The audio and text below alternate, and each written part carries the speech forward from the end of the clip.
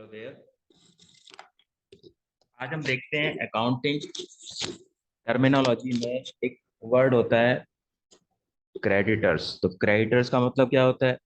Debtors का भी हमने देखा था लास्ट लेक्चर में। क्रेडिटर्स कौन होते हैं एक बिजनेस के? तो एक बिजनेस उधार खरीदता है। आप देखो, क्रेडिटर्स वो लोग होते हैं जिनको बिजनेस पैसा देगा, जिनको बिजनेस पैसा देगा। ठीक है, यानी कि सप्लायर्स। सप्लायर से आप सामान खरीदोगे, सप्लायर से आप बिजनेस में सामान खरीदोगे और उनको पैसा दोगे। तो कैश दोगे तो कोई प्रॉब्लम नहीं है, लेकिन अगर उधार खरीदा तो जो उधार खरीदा है उसको आप बोलोगे क्रेडिटर्स।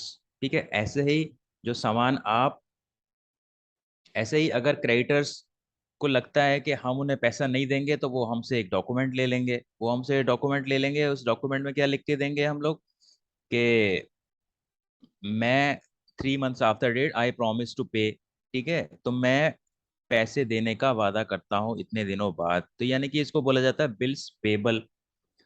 बिल्स पेबल कुछ नहीं होता, क्रेडिटर ही होता है। बस जो क्रेडिटर हमारे, जिन क्रेडिटर को हम बिल लिख के देते हैं, ठीक है, उनको क्रेडिटर्स बोला जाता है।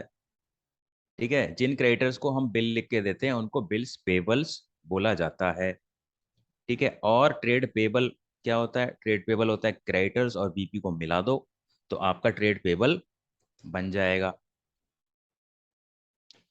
ठीक है, तो ऐसे ही डेटर और क्रेडिटर को मिला के अगर हम देखेंगे तो देखो, एक देने वाला है और एक लेने वाला है। तो अब देने वाला लेने वाला मतलब उधार, उधार देने वाला। तो एक आदमी दूसरे का क्रेडिटर है और दूसरा आदमी पहले का डेटर है। ठीक है, तो ऐसे ही इसको अगर हम देखें,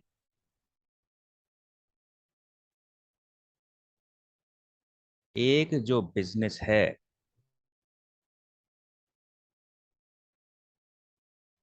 वो सामान खरीदता है और बेचता है। वो सामान खरीदता है और सामान बेचता है। बेचता है किसको? कस्टमर्स को। और खरीदता किससे है? खरीदता है सप्लायर से। ठीक है, तो सप्लायर्स में कैश अगर दे दिया तो कोई प्रॉब्लम नहीं है। कैश अगर दे दिया तो कोई प्रॉब्लम नहीं है, और कस्टमर से भी कैश मिल गया तो कोई प्रॉब्लम नहीं है। लेकिन अगर उधार खरीदा, उधार खरीदा, क्रेडिट परचेज है या फिर क्रेडिट सेल है, कस्टमर्स को आप उधार में बेचोगे। ठीक है, तो उधार को बोलते हैं हम क्रेडिट। तो जो सप्लायर से हमने उधार खरीदा है उसको क्या बोला जाता है? क्रेडिटर्स। और जिन कस्टमर्स को हमने उधार बेचा है वो हमें पैसे देंगे तो उनको हम बोलते हैं डेटर्स। ठीक है, तो क्रेडिटर्स को हम पैसा देंगे, we will pay money to the creditors, तो ये हमारी हो जाती हैं लाइबिलिटीज।